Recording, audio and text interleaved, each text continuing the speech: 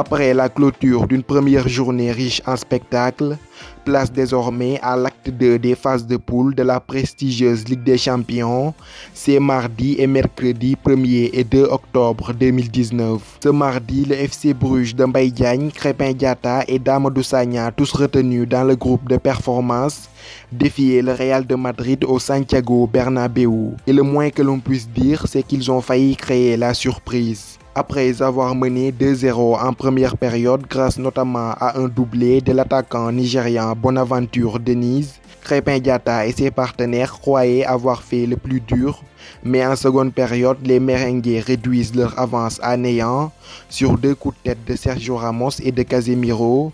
Score final 2 buts partout entre ces deux équipes. Les champions de Belgique 2018 ont frôlé l'exploit mais repartent tout de même avec la satisfaction d'avoir glané un point dans l'antre du géant madrilène. Si Krépin Diatta a discuté l'intégralité de la rencontre, ses deux compatriotes Mbaye Diagne et Mamadou Sagna sont restés sur le banc. Dans le même groupe, le Paris Saint-Germain d'Idrissa Gana Gueye, aligné au milieu de terrain, est allé s'imposer 1-0 au Turk Telecom Arena d'Istanbul devant Galatasaray 1-0. Un deuxième succès en 2 matchs qui conforte leur place de leader du groupe A à 5 points du Real de Madrid. Le FC Bruges occupe quant à lui la seconde place de cette poule. En déplacement en Serbie, l'Olympiakos de Pape Abou Cissé, absent, s'est lourdement incliné 3-1 devant l'Étoile Rouge de Belgrade. Ce mercredi 2 octobre 2019, le Napoli de Kalidou Koulibaly, titulaire en défense centrale, a ramené le point du nul 0-0 lors de son déplacement à Genk. Auteur d'un magnifique but engendré par une superbe combinaison avec Roberto Firmino, Sadio Mané a débloqué son compteur but en Ligue des Champions.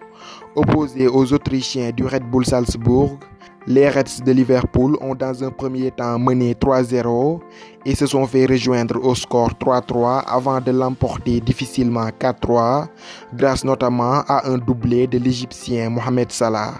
Avec ce court succès, ils lancent enfin leur campagne après leur défaite d'entrée 2-0 devant le Napoli au San Paulo. Enfin, Moussa Wagué a assisté depuis les tribunes à la victoire du FC Barcelone 2-1 lors du choc qui les opposait à l'Inter de Milan. C'est ainsi que prend fin ce deuxième numéro du journal consacré aux performances des internationaux sénégalais en Ligue des Champions.